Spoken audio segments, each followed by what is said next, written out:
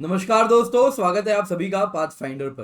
तो दोस्तों, state of climate in Africa 2020 report की फाइंडिंग रिसेंटली सामने आई है और उसमें कुछ चौंकाने वाली फाइंडिंग्स उभर कर आ रही हैं। उनमें से एक है कि जो अफ्रीका के जो माउंटेन पीक्स हैं, जिन पर ग्लेशियर्स हैं, वो आने वाले 10 से 20 सालों में डिसअपियर हो जाएंगे। और दोस्तों, ये बहुत ही रेयर ग्लेशियर्स है क्योंकि इक्वेटोरियल एंड ट्रॉपिकल रीजन्स में माउंटेन्स जो कि स्नो कैप्ड हो, ऐसा बहुत रेयर होता है। पर अफ्रीका में माउंट किलिमंजारो, माउंट कीनिया जैसे कुछ माउंटेन्स हैं जो कि ट्रॉपिकल रीजन्स में हैं, पर इनमें ग्लेशियर्स हैं। पर ये ग्लेशियर्स 20 साल के अंदर खत्म हो जाएंगे। तो आइए आज इसी न्यूज के बारे में चर्चा करते हैं और इसके बारे में अच्छे से जानते हैं। मोस्ट इंपॉर्टेंटली, क्या इंपैक्ट होने वाला है क्लाइमेट चेंज का अफ्रीका पर और क्या अडेप्टेशन एंड मिटिगेशन के लिए करना चाहिए। तो इन सारे टॉपिक्स पर आइए जल्दी से चर्चा कर लेते हैं। तो दोस्तों, इससे पहले आगे बढ़े, आज का सवाल है आपके सामने स्क्रीन पर, आप चाहें तो अभी आंसर कर सकते हैं। जनरल ज्योग्राफी का है, जो आपने अगर अफ्रीका की फिजिकल ज्योग्राफी पढ़ी है तो शायद आप कर पाएंगे। तो 3 स्टेटमेंट है, आपसे पूछा जा रहा है क्या सही है। आप जरूर इसका आंसर कमेंट करके बता सकते हैं। तो दोस्तों, मेरा नाम किंजल चौधरी है और मैं आप सभी का पाथ फाइंडर पर स्वागत करता हूं। आप मुझसे मेरे टेलीग्राम चैनल पर जुड़ सकते हैं, जहां पर लेक्चर के बाद आपको पीडीएफ अपडेट्स मिल जाएंगे। साथ ही साथ नीचे दी गई मेरी अनअकैडमी प्रोफाइल है, जहां पर आप मुझसे जुड़ सकते हैं। डिस्क्रिप्शन बॉक्स में एक लिंक है, तो आपके मन में जो भी सवाल है, लोन से रिलेटेड क्वेरी है, तो आप उसको फिल करें और जरूर वहां पर मुझसे पूछें, मैं आपसे जरूर संपर्क करूंगा। दोस्तों, न्यूज में क्या है? न्यूज में है state of the climate in Africa 2020 report. तो ये WMO, world meteorological organization, African union commission and economic commission for Africa और अन्य कई रीजनल एजेंसीज ने मिलके इसको पब्लिश किया है। तो ये आप जान लीजिए। तो WMO मेन एजेंसी है state of the climate in Africa 2020। तो उनकी फाइंडिंग है माउंट किलिमंजारो, जो कि अगर मैं आपको स्क्रीन पर दिखाऊं यहां पर तो आप देख सकते हैं। तो माउंट किलिमंजारो, माउंट केनिया और रिवेंजोरी माउंटेन रेंज, तो इनके ग्लेशियर्स आने वाले दिनों में पिघल जाएंगे। आने वाले दिनों में यानी बिल्कुल पास में 10 साल में माउंट केनिया के ग्लेशियर्स पिघलने वाले हैं। किलिमंजारो और रिवेंजोरी बाय 2040 इनके ग्लेशियर्स पिघल जाएंगे। हो सकता है आप लोगों ने इसको मैप में नहीं देखा हो, तो मैं आपको जल्दी से इसको मैप में भी दिखा देता हूं। तो आप देख सकते हैं, बढ़िया इमेज आपको दिखेगा। तो ये देखिए, तो दिस इज माउंट किलिमंजारो। ये अगर आप देखें तो इक्वेटर यहां से गुजरती है, माउंट किलिमंजारो। तो देख सकते हैं दोस्तों, यहां पर आपको ग्लेशियर्स भी दिखेंगे। आप देख पा रहे होंगे यहाँ पे इतने सारे ग्लेशियर्स देखने मिल रहे हैं। तो दोस्तों, ये ग्लेशियर कम होते जा रहे हैं, श्रिंक करती जा रही है और आने वाले दिनों में ये ग्लेशियर्स पिघलने वाले हैं। वैसे ही आप देख सकते हैं माउंट केनिया पे भी आपको कुछ ग्लेशियर्स दिखेंगे, जैसे ये लुइस ग्लेशियर यहाँ पर आप देख पा रहे हैं।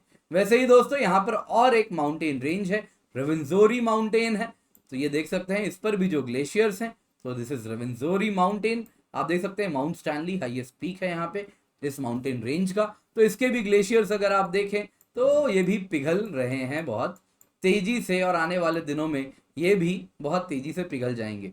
तो रेवेंजोरी माउंटेन रेंज अगर आप देखें तो डेमोक्रेटिक रिपब्लिक ऑफ कॉन्गो और इस तरफ आप देखें तो युगांडा को ये बॉर्डर पे है, इन दोनों को सेपरेट करती है। माउंट केनिया, जिसके नाम पे केनिया देश का नाम पड़ा है, तो केनिया में है। वहीं अगर आप देखें तो माउंट किलिमंजारो आप देखें तो तंजानिया में आती है। तो डी ग्लेशिएशन के बारे में जो रिपोर्ट आई है उसका कहना है कि माउंट केनिया, जो कि अफ्रीका की सेकेंड हाईएस्ट पीक है, तो उस पे जो स्नो है वो 2030 तक ही मेल्ट कर जाएगा और बाकी माउंट किलिमंजारो, रेवेंजोरी, इनके जो ग्लेशियर्स हैं 2040 तक पिघल जाएंगे। तो दोस्तों, माउंट केनिया पे जो ग्लेशियर्स हैं वो पिघलेंगे और ये one of the first peaks होने वाला है माउंटेन रेंज में। One of the first peaks होगा वर्ल्ड का, जो कि एंथ्रोपोजेनिक क्लाइमेट चेंज के वजह से जो ग्लेशियर्स खत्म हो जाएंगे, डिसअपियर हो जाएंगे। तो ये रिपोर्ट ने कहा है। वैसे ही माउंट किलिमंजारो, जो कि हाईएस्ट माउंटेन है अफ्रीका का, ये इक्वेटर के थ्रू यहां से इक्वेटर गुजरती है। रेवेंजोरी माउंटेन अगर आप देखें, जैसा मैंने आपको मैप में दिखाया, डेमोक्रेटिक रिपब्लिक ऑफ कॉन्गो और युगांडा के बॉर्डर पे है। ये one of the Nile river की सोर्स है और इनकी जो ग्लेशियर है दोस्तों, बाई 2040 ये डिसअपियर होने वाली है माउंट किलिमंजारो और रेवेंजोरी में। दोस्तों, माउंट किलिमंजारो अगर आप देखें तो यहाँ पे जो हाईएस्ट पीक है उहुरू पीक है, तो दिस इज 5895 मीटर, जिसमें ग्लेशियर्स हैं। माउंट केनिया, तो इसमें बाटियन पीक है, 5199 मीटर है, ये सेकेंड हाईएस्ट पीक है अफ्रीका का। फिर अगर आप देखें तो माउंट स्टैनली रेवेंजोरी माउंटेन्स में है, ये 5109 मीटर पे है। तो ये भी आप देखें तो top 10 highest peaks of Africa में ही आता है। तो क्लाइमेट चेंज इन अफ्रीका की अगर हम बात करें तो वहां पर बहुत सारे इंडिकेटर्स देखने मिल रहे हैं जो बता रहे हैं कि अफ्रीका में भाई क्लाइमेट चेंज हो रही है। तो अफ्रीका अगर आप देखें तो वेदर एंड क्लाइमेट वेरिएबिलिटी दोनों बहुत तेजी से यहां पर बदल रही है, वेदर भी और क्लाइमेट भी। तो अफ्रीका एक विक्टिम है क्लाइमेट चेंज का, और इस वजह से बहुत ज्यादा डिजास्टर्स अफ्रीका फेस कर रही है। तो सबसे इंपॉर्टेंटली आप देखें तो अगर सी लेवल राइज की बात करें तो वर्ल्ड एवरेज सी लेवल राइज है करीबन 3.4 mm पर ईयर।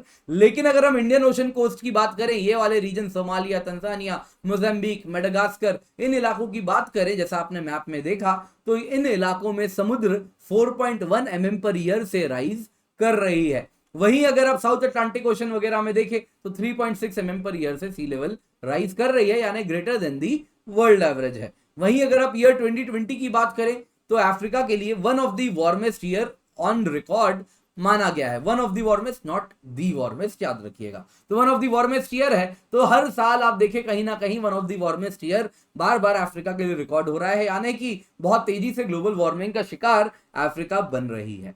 वहीं अगर आप क्लाइमेट चेंज इन अफ्रीका का इंपैक्ट देखें, क्या क्या इंपैक्ट हो रही है, तो दोस्तों ऑलरेडी आप देखें तो बहुत मेजर फूड इनसिक्योरिटी से अफ्रीका इस वक्त गुजर रही है, और इसके पीछे कारण बताया जा रहा है climate change. One of the major reason है जिस वजह से ड्रॉट्स आ रहे हैं, फ्लड्स आ रहे हैं, साइक्लोन हो रहा है, और इस वजह से आपने देखा होगा डेजर्ट में जब साइक्लोन सोमालिया वाले इलाकों में, इथोपिया इलाकों में, जब यहाँ पे साइक्लोन के वजह से बारिश हुई थी तो यहाँ पे लोकस के बनने के लिए अनुकूल वातावरण हो गया था, और इस पूरे इलाके में लोकस इन्वेजन हुआ और बहुत ज्यादा खाद्यान्न को नुकसान झेलना पड़ा। इसका इंपैक्ट इंडिया पाकिस्तान में भी देखने मिला था। तो लोकस इन्वेजन हो रहा है क्लाइमेट चेंज की वजह से, और बची कुची कसर कोविड-19 के वजह से जो लॉकडाउन हुआ और जो इंपैक्ट हुआ वो तो रहा ही है अफ्रीकन इकोनॉमी पे। तो इन सभी से अफ्रीका एक मेजर फूड इनसिक्योरिटी से गुजर रही है। तो दोस्तों अगर आप दुनिया की बात करें, 1 out of every 10th person जो कि डिस्प्लेस्ड है, हर 10 में एक आदमी जो कि डिस्प्लेस्ड है, वो ईस्टर्न अफ्रीका से, और ये वाला रीजन जिसको हॉर्न ऑफ अफ्रीका कहते हैं, इस रीजन को बिलोंग करता है। पूरी अफ्रीका की भी बात नहीं हो रही है, बस ईस्टर्न अफ्रीका और horn of Africa 10% of the global displaced population की होम है। वहीं दोस्तों अगर आप जनवरी एंड जून 2020 के बीच में डेटा की बात करें तो 12 lakh new disaster related displacements देखने मिले हैं। मोस्ट डिस्प्लेसमेंट हुआ है because of flood and storm. तो दोस्तों जो कंट्री सबसे ज्यादा इंपैक्टेड है because of flood and storm वो है सूडान और Kenya.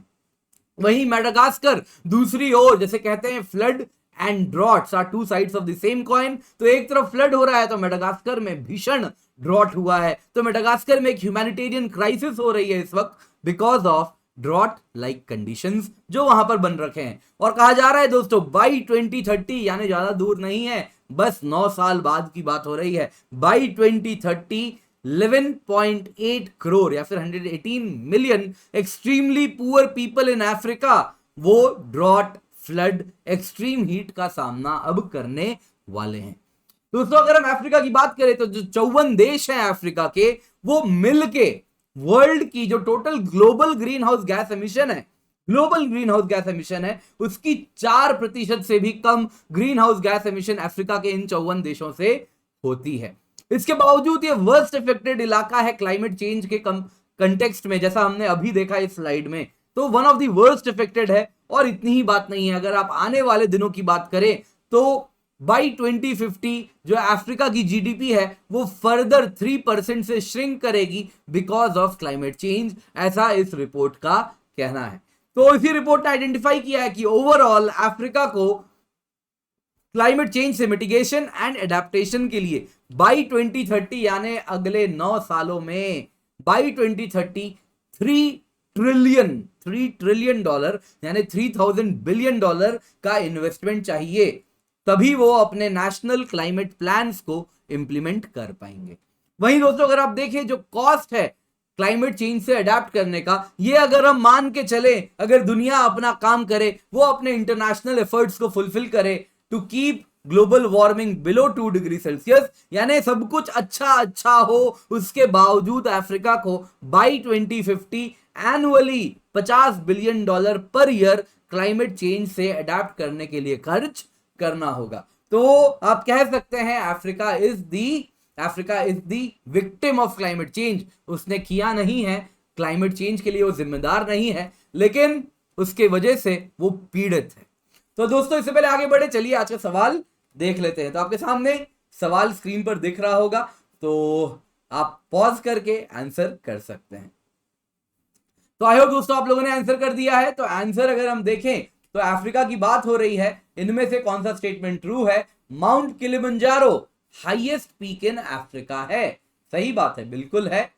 Tropic of capricorn passes through mount Kilimanjaro? नहीं, ट्रॉपिक ऑफ कैप्रिकॉन नहीं, इक्वेटर पे है। तो स्टेटमेंट 2 क्या हो जाएगा? गलत हो जाएगा। In spite of being tropical mount Kilimanjaro has glaciers in it.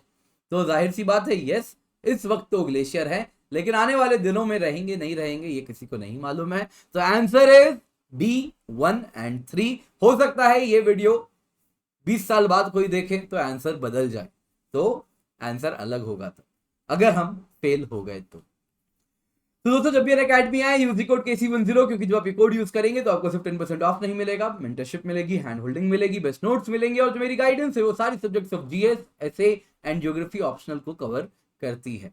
इसके सिवा ये वीडियो अगर अब तक लाइक नहीं किए तो लाइक जरूर कर दें, अपने दोस्तों के साथ शेयर करें, और पाथफाइंडर चैनल को अगर सब्सक्राइब नहीं किया है तो अब जरूर सब्सक्राइब कर लें। दोस्तों अकेडमी लर्नर्स हैं, आप देख सकते हैं 170 प्लस लर्नर्स ने यूपीएससी सीएससी एग्जाम क्लियर किया है, तो आप भी उनमें से एक जरूर बने। दोस्तों 10 करोड़ से ज्यादा की स्कॉलरशिप वाली आप देख सकते हैं अकेडमी यूपीएससी मेगा कॉम्बैट है।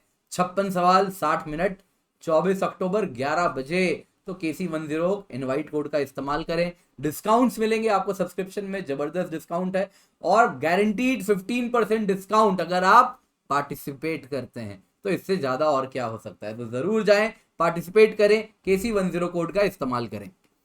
तो एंड्रॉयड ऐप एंड वेब दोनों पे अवेलेबल है लाइव टेस्ट।